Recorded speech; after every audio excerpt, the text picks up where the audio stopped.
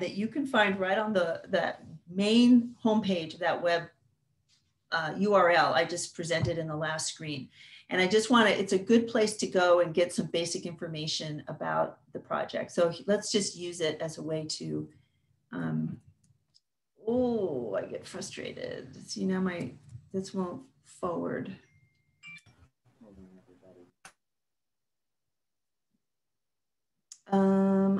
I think I need the toolbar. Do I need the toolbar? Sorry. There we go.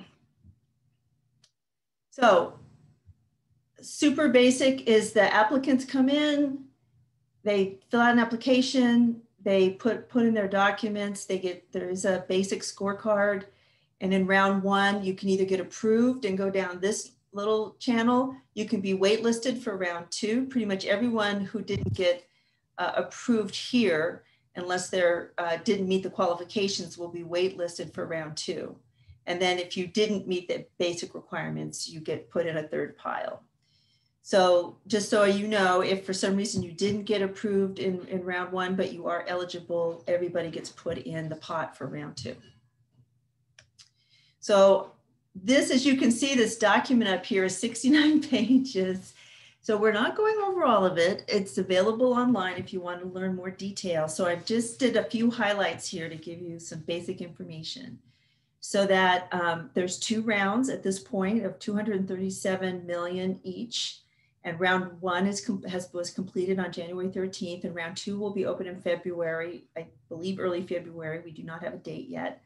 This is one of the most important bullets. The program is not on a first come, first served basis. There is a eligibility criteria that's getting applied to all the applications, and that's how the awards are getting made.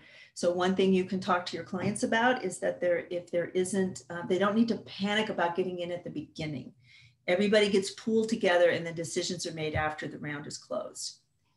And the application for each round will be open for applicants for a designated period of time and determined by Lendistry. So we don't know exactly when round 2 is, but we will find out and certainly make that information available through all our communications channels when we know.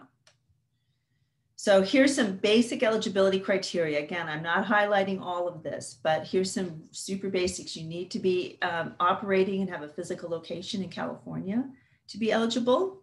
You have to have been operating at least since June 1, 2019. Again, I think a lot of the programs that are being developed right now are to try to help establish businesses that were severely hurt by COVID, even though we know there's a lot of startups, but this June 1st, 2019 is the start date that's required in order to be eligible. You do have to have some tax return, a 2018 or 2019 tax return, and a few other things. If you're a corporation, an article of corporation, a government issued business license, and a photo ID. These are some of the basic documents that are needed in order to apply and be eligible. One of the other main criteria over here is you have to have the business needs to have a yearly gross revenue of 2.5 million or less based on the most recent tax return. And as you can see, there's more eligibility criteria, but those are the main ones to think about. So ineligible businesses, there's a lot of information here, but basically illegal under federal, state, or local law. I think largely we're talking cannabis businesses here, since I believe that's still illegal on the federal level, even though it's legal in California. So if you do get cannabis businesses coming to you for help, they may not qualify for this. Susan, we have a couple of questions in chat. I want to just pull out. Sure. One is, and I think you answered this already, but somebody wanted to know what happens if they didn't get a complete application round 2. They automatically, round 1, they automatically are entered in round 2. So, and then we will share the presentation online. I'll go pull it. Actually, Meg, if you can go into the thing in the California, the grant portal and get the presentation, that would be awesome. She'll pop that into chat. I think Susan's highlighted it though, so it won't I have did. This is my highlighting. it won't have the Yes. yellow highlight. So she kind of tagged all the main points for you. But we can share, Yeah, well, eventually we can share this one, but Yeah. it's up to you guys what Yeah. you want to look at. And then it's a lot of data. That's why I didn't want to try to read this whole thing, as you can see. Then there's some other questions that we're going to have to get back to you on, like our clients that have filed taxes, but they have not been processed by the IRS due to the COVID related delays, going to be disqualified. I don't know. I think you send in your tax return that you filed. Yeah, that's right. And I think, Heidi, why don't we get through the basics and answer the particulars towards the end? Let's see if we can just charge through this, and then we'll answer questions at the end. Unless people are confused about what I'm presenting. Okay, they seemed relevant to exactly what you were doing. Alrighty. So, okay, but yeah, we can hold those. So you guys, if your questions are not answered, because I did see one or two of the questions that were Susan answered as she was going on. So. Right, because we'll answer some of these as we go. The only reason I hesitate to answer a lot of questions is you can kind of go down a rabbit hole like on tax returns, and then we don't have time to handle the whole thing. And I am capturing all your questions. So yes, Heidi's great at capturing all the questions. So eligible uses of funds. Again, there's a lot of data here, but basically it's really any business related cost. They definitely are wanting to help support businesses with payroll costs to keep people on payroll to help support jobs. But also, as you can see, working capital and overhead, basic business operations expenses are eligible too. And you can just look over here at what some of the ineligible uses are, paying your taxes, paying bonuses, legal settlements. You can see that they don't really want you digging yourself out of a hole. They want you to use this money to stay open and keep your payroll going if possible. So how recipients will be determined. So you can see that the recipients will be determined by those impacted most by COVID funds. And they have an algorithm about underserved small business groups. And you can see here, it's about whether a minority, person of color, if there's a person with low to moderate income, rural areas. So they have created an algorithm to try to get these grants to the most impacted and needy businesses. And we don't have any information other than what's on this page about the algorithm. So this is really the most we can tell you about how people are selected. So here's the grant amounts. If it's all based on the revenue volume of the business, so based on whatever probably tax return the business owner submits, they're either, if they have revenues up to 100,000, they're eligible for a $5,000 grant. If they have revenues up to $1 million, they're eligible for a $15,000 grant. And those who have revenues up to 2.5 million can get up to $25,000 in grant. So here's a little more information on required documentation, is that you definitely need to complete a grant application, and we'll talk about that in a minute. You need to upload the financial and organizational documents. There's, about a half a dozen or so that have to be done. And then there's this thing called application certification, which we can get into more, but basically it's a document that's, you basically initial it and sign it and say, everything that I'm submitting is true, kind of like a pledging that you're submitting truthful information. The application certification itself is one of the more challenging aspects of applying because it's a PDF. Anyways, we can get into it, but that for clients who have trouble with technology and scanning and uploading and all of that, the application certification can be a challenging one. The following information is required from all applicants. So again, a signed certification from this application certification, the most recent tax return from 2019 or 2018 provided in an electronic form and uploaded as a PDF or JPEG, and some kind of government issued photo ID.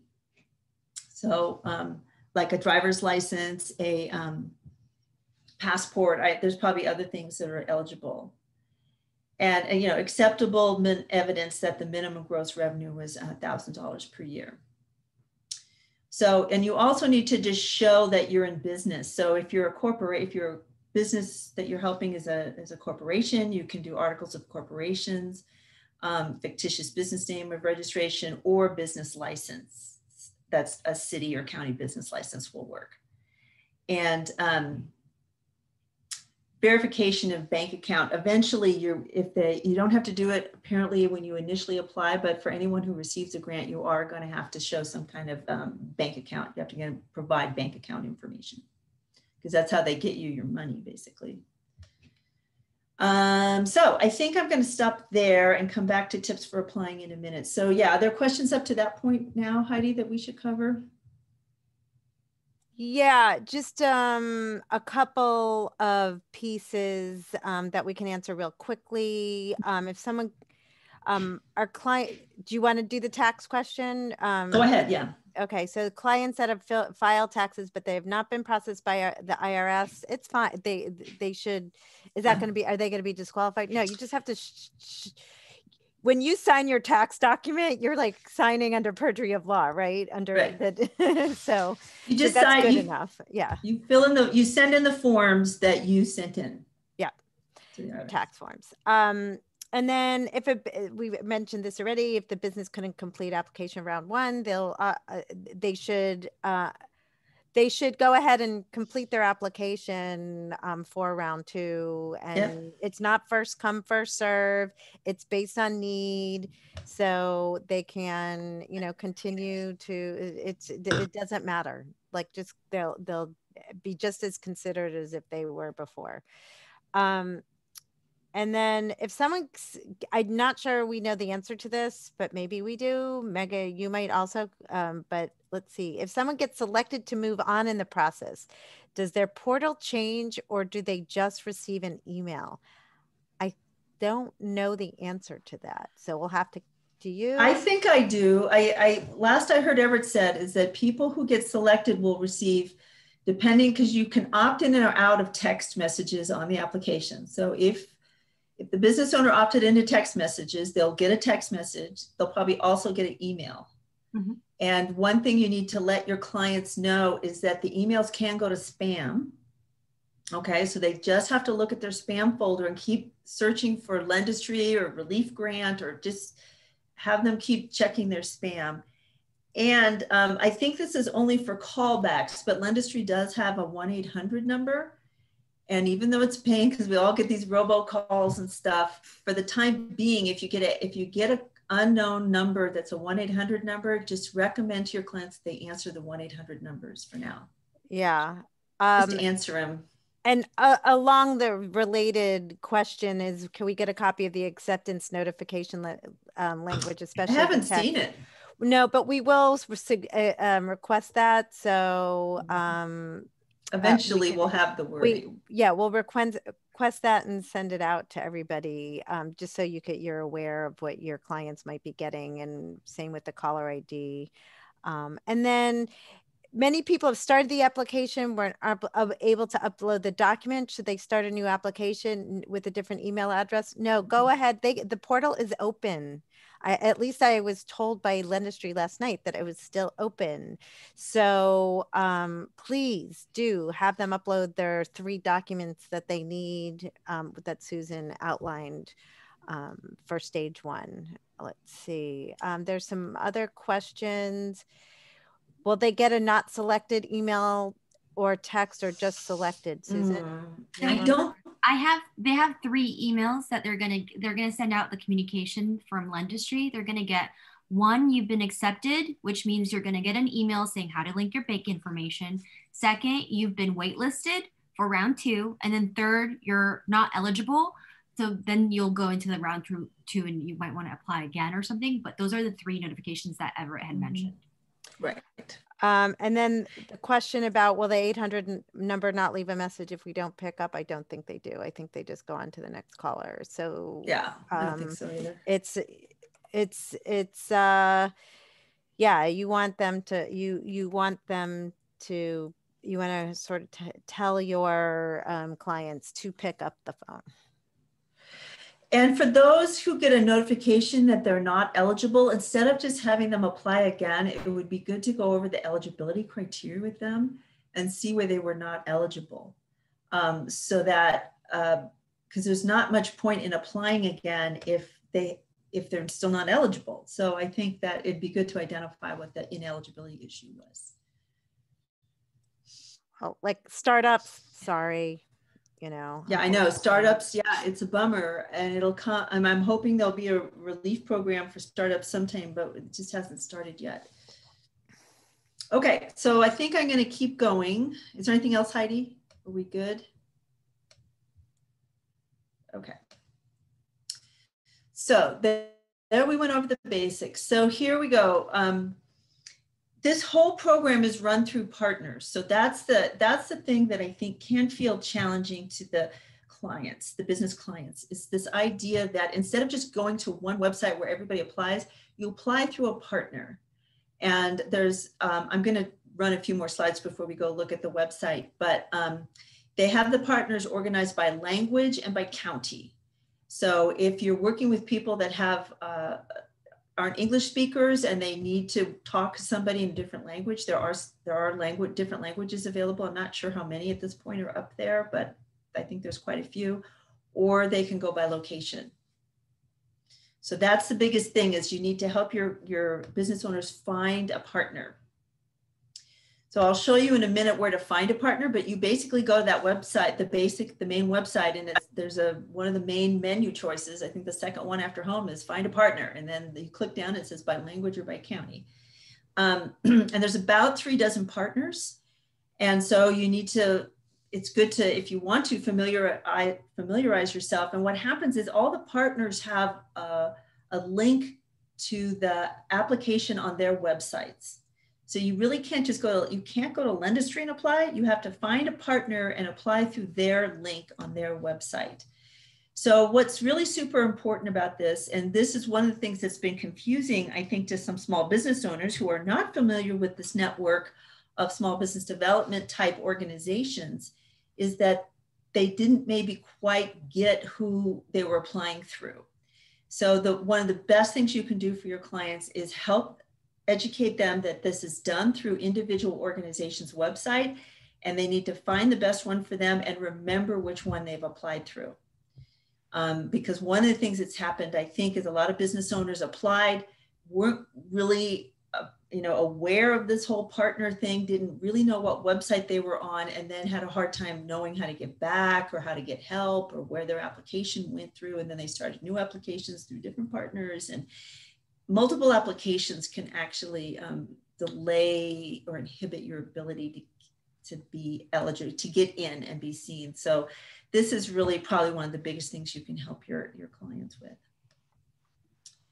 So if you'd like, I can do that. Maybe I'll go through how to find the application. So once your business client has found the best partner at the main site, there are 2 ways to get an application. There's an application link for that partner right on the Relief Grant website, or all partners have a link on their website. So once you find the right partner, you can find them through this California Relief Grant website, or you can go directly to that partner's website, and there will be a link on their website to the application as well. But either way, you just have to remember this partner thing. So let me just see what my next slide is, and then I'll decide. Okay, yeah, let's just look at that for a sec. Let me just show you on the website what it looks like, if that's okay. So I'm going to share my screen again. Okay, sorry, let me do something here. Here we go. Oopsie, sorry. Share my screen. Here we go. So this is the home page for the CaliforniaReliefGrant.com. And so the main trick here is this finding a partner by county or by language. So let's just start with the by language. If you click on the by language, you can select your language here, and there's quite a few. And if you click on one of these, it will send you to an organization that speaks Punjabi or Hmong or Hindi or Portuguese. So there's quite a few languages available, because some of our small business development organizations have a lot of different staff with a lot of different language capacity on board. So that's one way. And if you click through, let's say Hmong, you end up with Access Plus Capital, you could go and you can find the application right now by clicking on that, or you can learn more about the partner. The Asian Business Association of Los Angeles has someone who can speak Hmong. Asian Inc. has someone who can speak Hmong. Cal Asian Chamber, speaks Hmong. And who else? California Small Business Center Network. So that's one way to go. The other way to go is by county.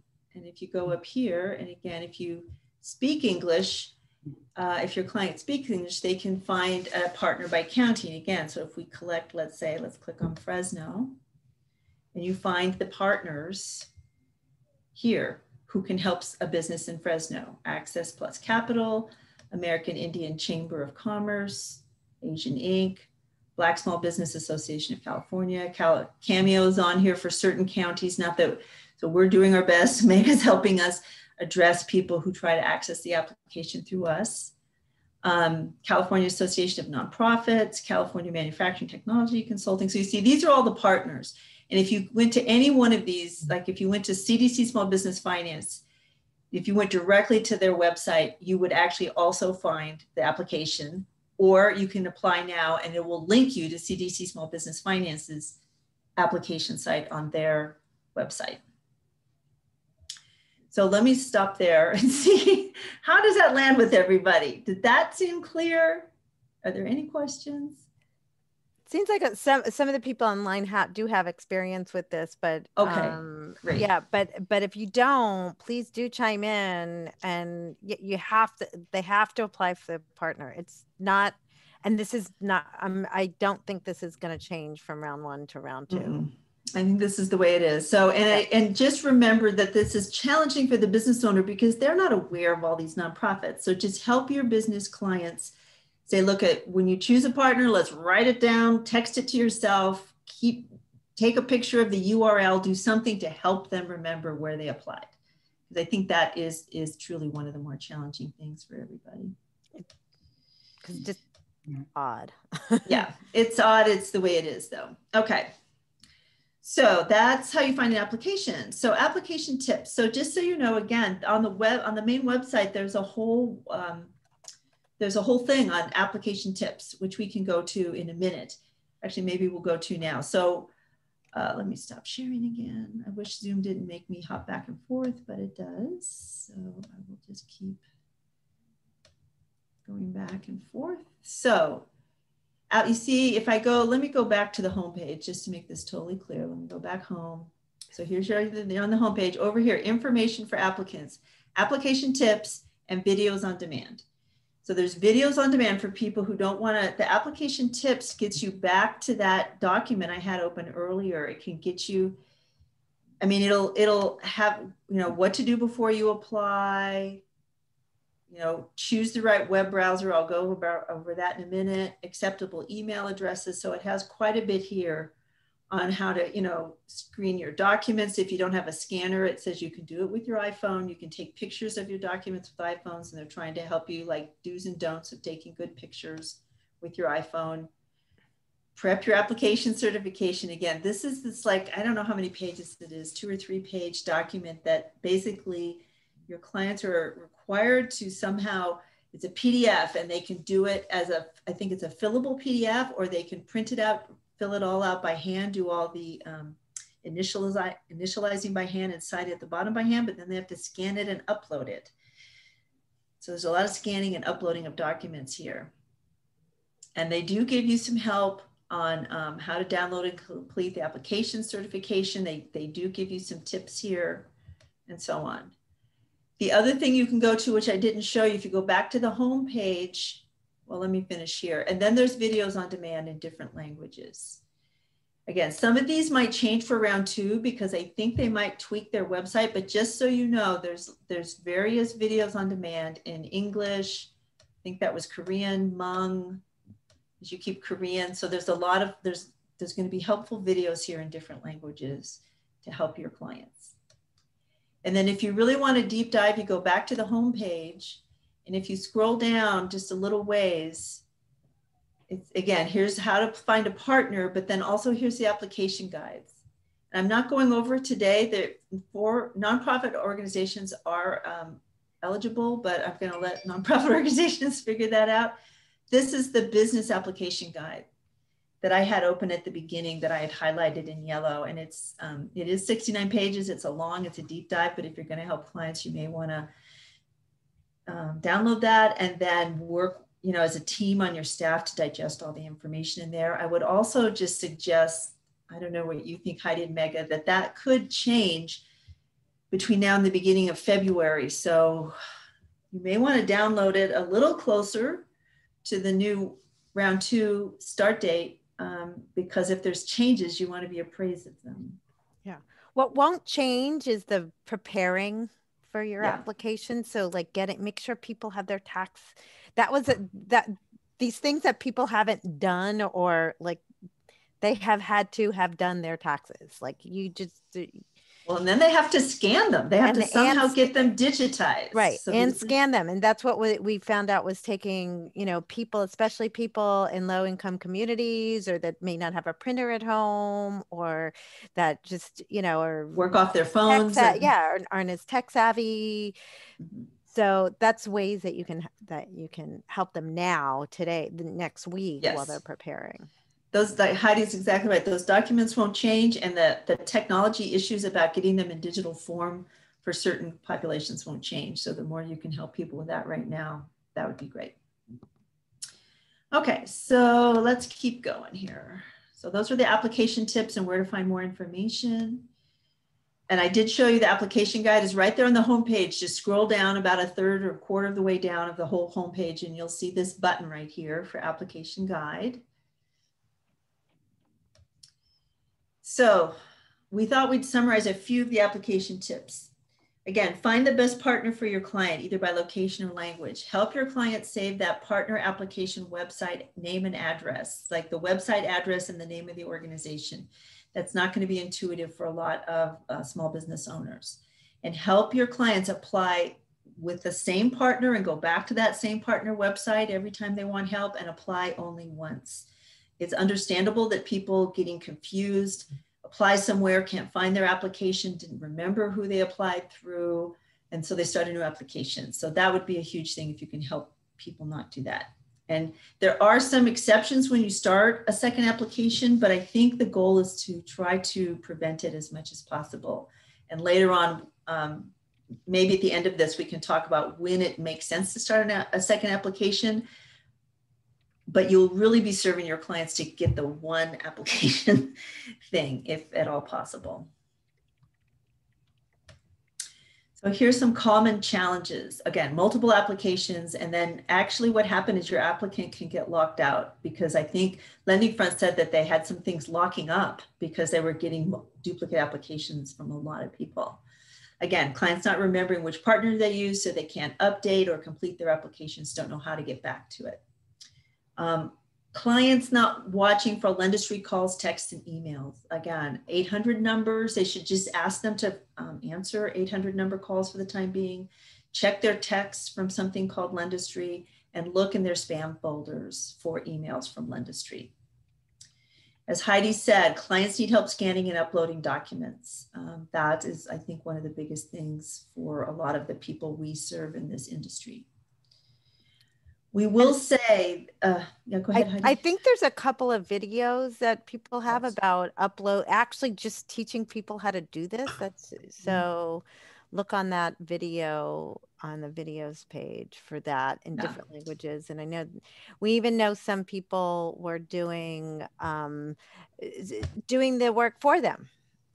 Some organizations that were actually helping to scan, they had drive-in, drive-by, or whatever versions of scanning, so thank you. Yeah, Fresno Hispanic Area Foundation was doing, I don't know, sidewalk scanning, scheduling and stuff. They were really right out there out and, doing and I know El Pájaro was doing some of that too. So yeah, in fantastic. Watsonville. So if that's something, if that's how you can help your clients, and that's huge.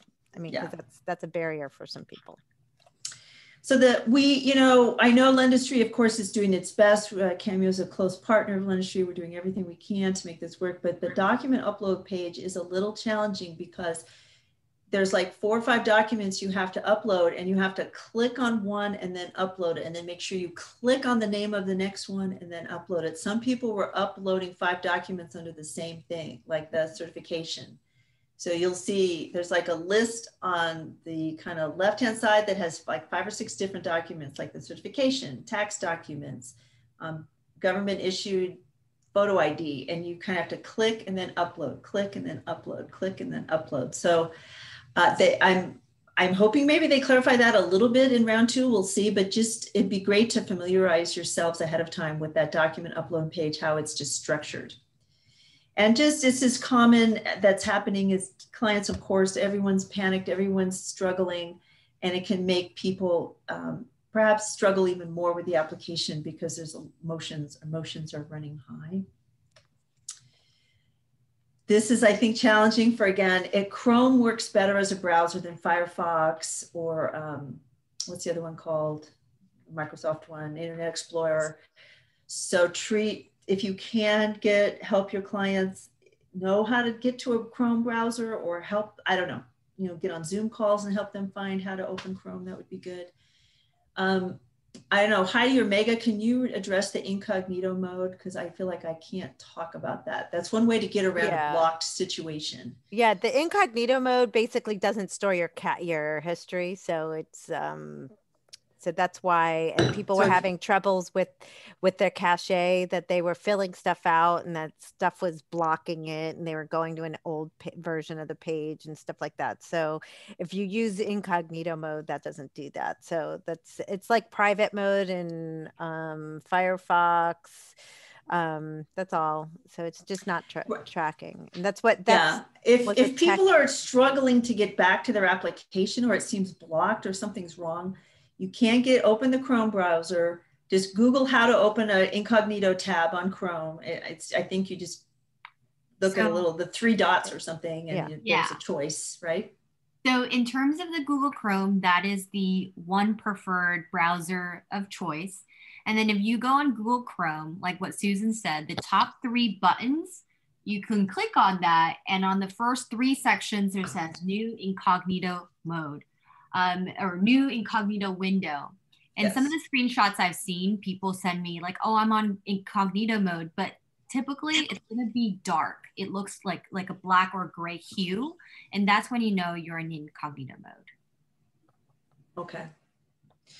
And maybe we can even show that today. Maybe if you want to demonstrate that in a little bit, Mega, that might help people just know how to see it and find it. There are also pop-up and ad blockers can prevent people from getting back to where they need to be. And again, that's kind of like knowing how to go into Chrome and turn off certain pop-up or ad blockers. And then this is another thing. If clients start an application but can't log in, you can do a reset password by going to the client's partners portal and selecting forgot password. And a password reset will be sent to the client's email. So that's another way sometimes people get locked out, is they forget their password. So again, in addition to being in Chrome, in addition to scanning documents, in addition to finding the single partner, remembering it, having people write down their password would be helpful.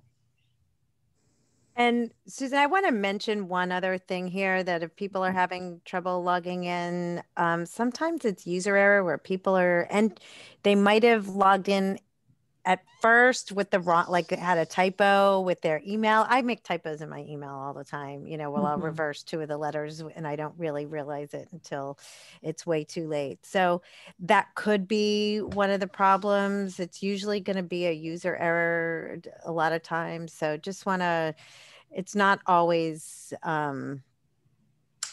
It's not always right. Now I did look at the application, and they do have you type your email address in twice. So hopefully if there's a typo, it would get caught unless you make the same typo twice. The other thing is a lot of people have several email addresses and they may forget which one they used. So just tracking these details is like super supportive for your clients.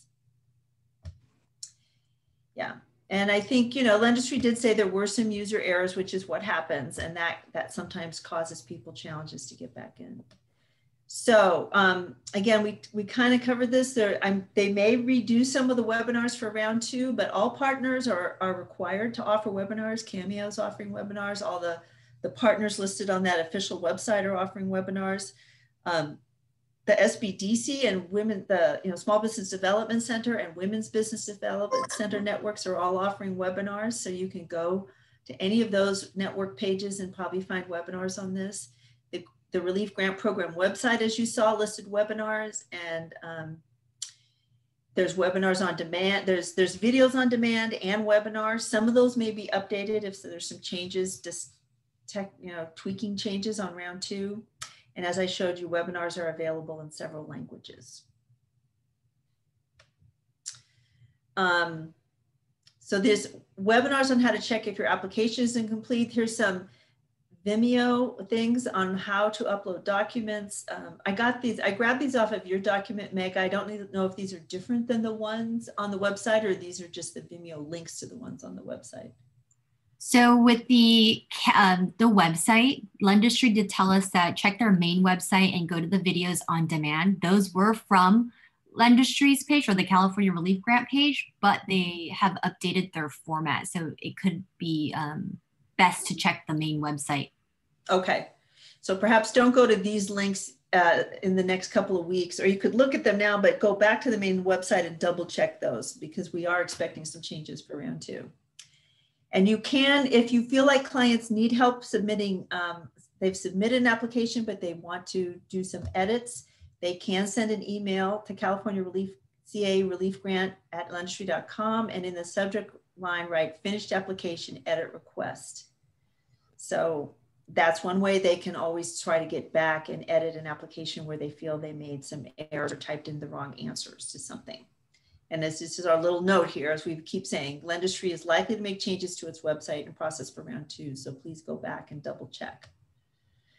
Just round 2 will open in February, and just remember, it's not first come, first serve. They collect all the applications, then put them all in the pot and run an algorithm. So people don't have to rush to get it done early. That's not necessary. And I did a little math. There's going to be somewhere between 40 and 60,000 grants given in these first 2 rounds. If you kind of just do the math on the amount of money available and the size of the grants, there's a chance, let's knock on wood, that maybe some more money will be put into this pot, and there may be a 3rd round. We'll just have to see. I have a little news on that. You do? Well, right. No for sure news, but hopeful news is that the governor did propose an additional $575 million, some more than that's in this round, to this fund in the emergency budget. The legislature still has to pass that, but there's a few emergency measures that he's proposed that they're going to be voting on in the very near future. So we will be sure to let you know if that's the case. So just so everybody knows, that's historic investment and relief for small business. Never have we seen this kind of dollars go into small business. So it's really heartening to see that the importance of small businesses is definitely being understood. So hopefully there'll be another, if this gets passed and there's another 500+ million, then there could be another 40 to 60,000 grants given. So hopefully we're in this for the long haul, in the sense that we can keep having rounds and get more and more people money. I know we all want to serve the underserved. And as we saw with PPP, the people we want to serve need support getting through this. And so the more we can support you to get more needy clients and deserving clients through this process, the better. Our last slide here is really just, again, reminding you what the main website is. There's the Lendistry helpline number and their email. If somebody needs email help, wants to send in something by email, that's the email address. So that's my entire presentation. We have time for more questions. We definitely can get this out to everybody if that would be helpful. But really, as Megan said, keep going back to that website. Yeah. We don't have too many questions in chat. There was a request for printing out applications. That's something we made of Lendistry, like an easy button to say, hey, print my application. Yes. We will request that. We don't know if that's possible. So they would have to do screenshots every single time that they, the kind of, what is it? The duct tape solution. Yeah, right. And then I did pop a link that is a direct link to the application. That's Cameo's link. If you don't have anywhere to point your people, you'll see that it's round 1 is up there. And the apply now button is grayed out.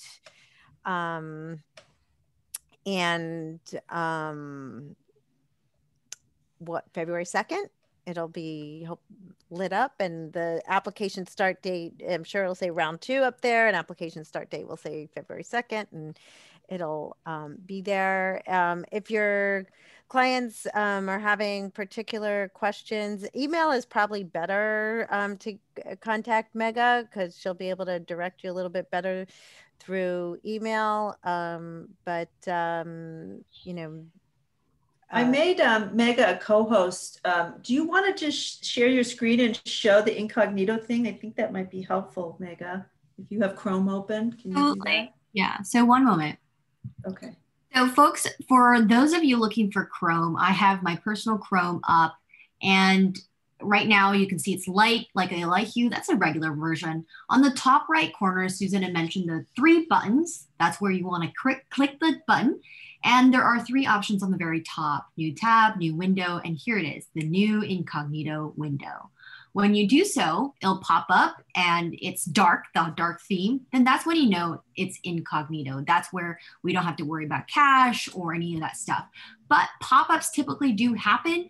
You'll notice the pop-ups typically go on the browser sometimes, or it'll actually do what it does, which is pop up on your screen. Did you make an incognito window just there, Mega? Did you click on it? I didn't see it. Oh, I apologize. You know what? Yeah, go ahead and actually click on it just so people can see what you mean by the darker screen. Unless I'm wrong. The only thing is I can't share my desktop for whatever reason. So yeah, I'm not able to share my desktop here, but it's the top right. And on the chat, I actually did a screen recording, which actually will take you to the exact same. I can do it. Why don't I do it if that's okay? I think this would be helpful to share. So this is what it looks like.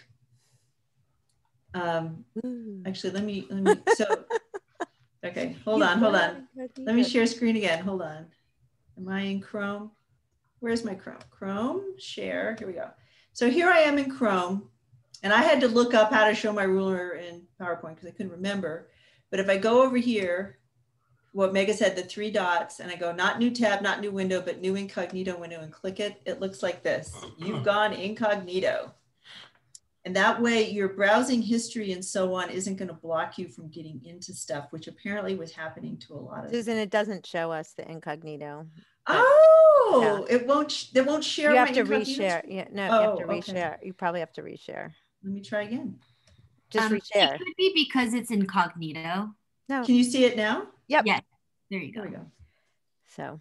So it does tell you right away you've gone incognito. There we go. That's what it looks like. And it tells you here, and it says, it doesn't save your browsing history, cookies, and so on. And apparently this cleans it up so you can, I don't quite know the technology of it, but that you can get back to certain screens without a bunch of cache stuff. Yeah. Whatever that is. In the background, stuff in the background. Okay. So are we good on questions, Heidi? I don't have any more questions. Okay. Unless anybody wants to ask something, or anybody want to share a tidbit. Any advanced experienced folks have some words of wisdom for us? This is Mercedes. One thing that I found helpful is that if you, in working with an applicant, schedule a Zoom meeting with them, they can share their screen and you can guide them through the application a little more easily. No, click here. Oh, you've got to click that one first. So, because some of it's real fundamental questions they're asking, and they're trying to describe to whoever it is what they are seeing. I'm on the call. What is it? You can't describe what you're seeing, but if you do a Zoom meeting with them, they can share their screen and you can see what they are seeing. Yep. Great. So, Any other tips or words of wisdom from our more experienced partners on the call?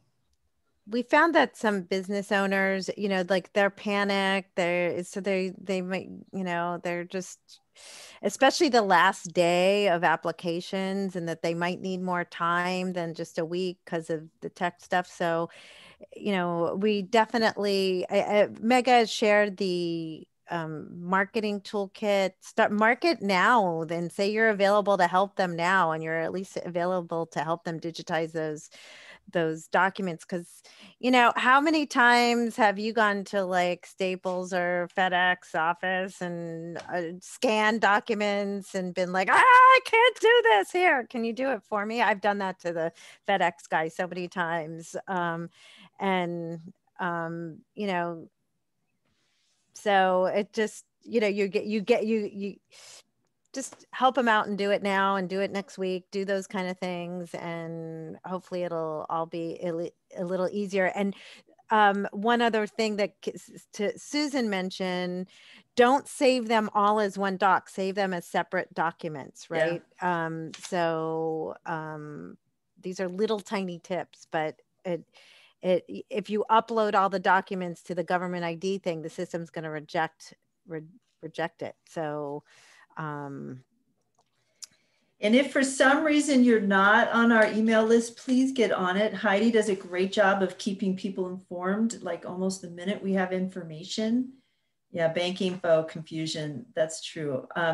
So please keep checking the communication from Cameo, because we do have conversations with Lendistry and we're doing our best to get that information.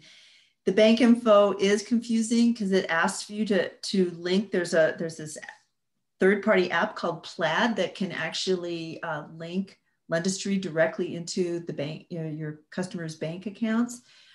It's not required upon the first application, but if they get selected, they will need to put their banking routing number and account numbers in via Plaid on that website in order to, on the application site, in order to receive the money, because the money is going to be just done via ACH or something,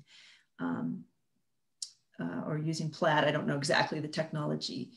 So it's odd. It's not required upon application, but it will be required to receive the money. It might be easiest for your clients to go ahead and just integrate with Plaid right there first time through, because then they know it's in there and they don't have to do anything about it. But if they don't want to put in their banking information upon application, just let them know that they will have to put it in order to receive the money, especially if they get that lovely email that says you've been accepted. Probably, I'm hoping, I don't know if you know, Mega, if I'm sure there'll be instructions on how to link your bank account if you've been accepted in that email. I hope there is. In the email, that I don't know. Yeah, but they will. They do have. Janelle is asking me, and I think it's useful for everybody. Did marketing info available for Lendistry for the site? Yes. Mega popped that into chat a little bit earlier on, and can post it again. They're actually using a Google Drive, so you can use those pieces. You can follow at Cameo Network, and I'll type that on Twitter or Facebook or LinkedIn. You can follow us there, and we are posting about it, so you could share those pieces as well.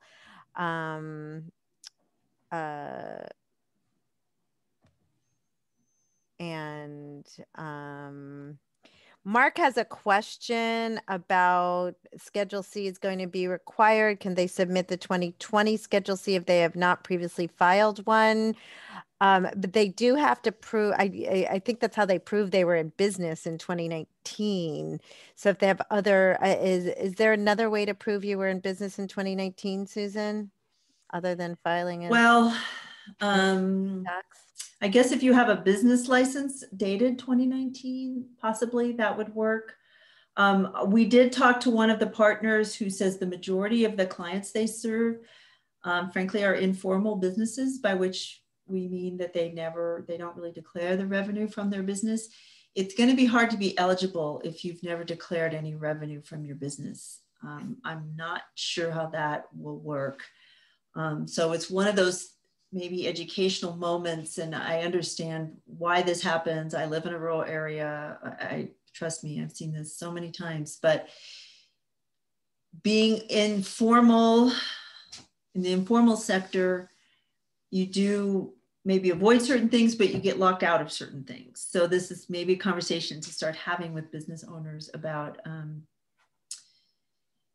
independent hairstylists, of course, qualify. People who are consultants or are gig workers or just what we call self-employed, all of those types of businesses are eligible as long as they were in business, whatever, I think June of 2019, and that they have some way to document their revenues.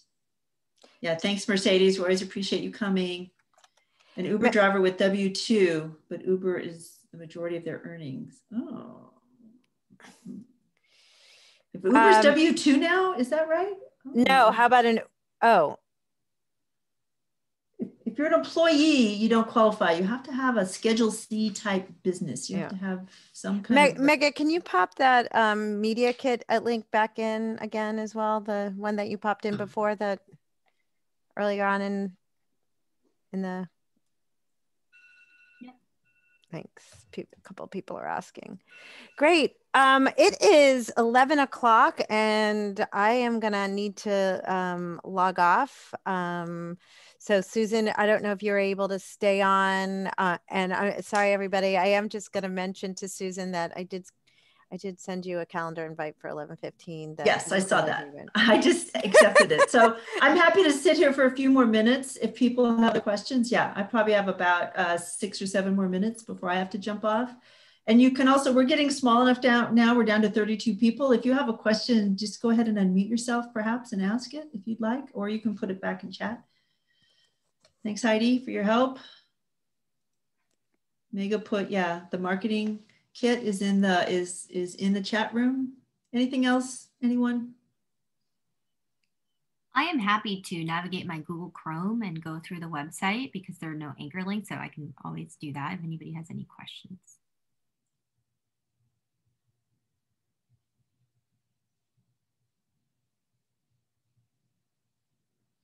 It looks like we're okay. I'm not seeing anybody unmute themselves, and I'm not seeing any new chat questions. So thank you, everybody. Thank you for hanging in this wild ride we're on and helping the people we know really deserve this money get it. So please.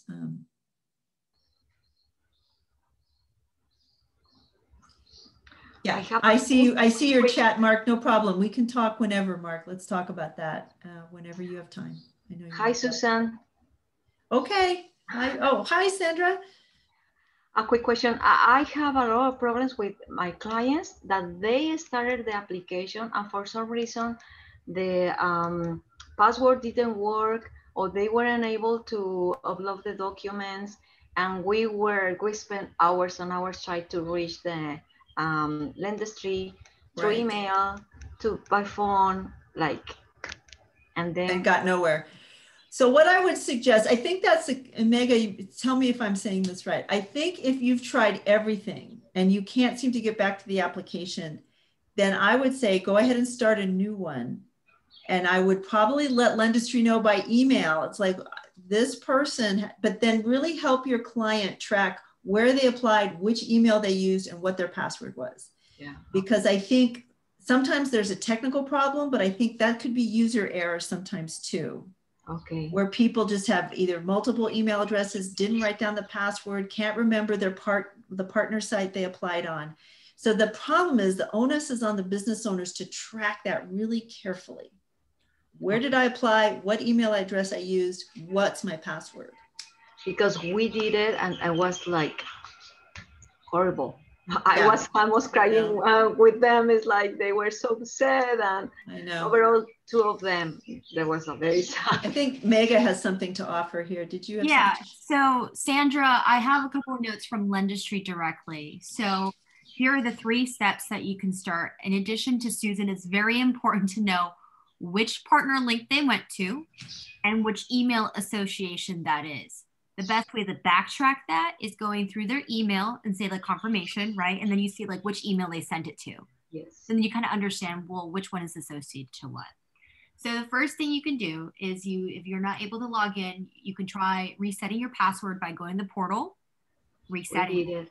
Right, but it also makes sense that you need to know the email which is associated to. Selecting the forget the password and going through that process. That doesn't work. Second step is go to the if user is not found, then please start a new application. Whenever you do the forget password, it says on red, like real small letters, it says user is not found. Then you start a new application. You'll need to upload your documents and go through the whole process again. Use a different email and keep track of that email and the right. Don't go back to the original email. Yeah. See, so they need to create a new Gmail and they just have to track it. I know this is so hard, but they just have to. And it's just apply with a new email. Yeah, make sure you have passwords for the email, be able to log in, not forget that, because if they can't even log into their Gmail, that could be a whole nother mess. If all measures above has been made, logging through the most recent email, using Chrome, original address, et cetera, all the things that we talked about, then start a new application. Before doing so, per Lendistry, try calling the call center before creating a new application. But if you can't wait, like what Susan said, send them an email, but it does get a little bit messy. Well, and Porter put into chat, now this I didn't know, when you submit a new application for the same client, in addition to having a new email address, you should pick a new partner. Although, is that true if you have a completely different email address? If there's a new email, then you can go through the same partner. But if it's the same email, then that association won't work. Right, okay. Oh, okay. That means I'm with SBDC, can I go with your link and then try to submit the application to that? If all else fails, like Mega says, start a new application with a new email address at a new partner and help your client capture the email, the password, the partner, like really like take screenshots or whatever they need to do to make sure that they don't lose track of that. Okay, yeah, because really we send, I don't know how many emails. I know, and I know you guys spend hours and hours and hours. Yeah, so. I was working Saturday, Sunday at night. I know. Bless your heart for helping our communities. Yeah. So well, the other thing, and also one of the things that Bob is mentioning, the website does work. I don't know what server they're on, but it does depend on volume. So either keep trying or go earlier or go at a time where not a whole lot of people are applying. So that could also kind of narrow down the traffic. The other thing that I've seen in terms of lots of questions coming in is the fact that uploading documents too big of a file size, the Lendistry's recommendation is go to that file, right click on it and compress the file. The second option, which I think is a little bit more complex, honestly, is breaking up that file into multiple files to upload that. But there is another program that I can use. I think it's a compressed PDF on Google. Let me find it for you. I'll put it in the chat. Yeah, that is so hard for people to even know that, like even for them to know how big their file sizes are. I mean, I didn't include that in my presentation, and perhaps I should have. I don't know how often that happened where people were trying to upload documents that were too big. Yeah. So this is what I personally use for my PDF compressor, because some of the applicants don't necessarily have Adobe, or maybe are not very well versed in their computer. This is a pretty, more user-friendly way where you submit your documents, you export it, and then you're done with it. Okay, great. Thank you, Mega. Yeah. The only caveat is because it's a third-party software, I don't know like what information they like keep, So, but that is a solution. Right. Yeah. Thank you. That will be very helpful. Okay. I'm afraid I have to go, everybody, because I have to jump to another meeting.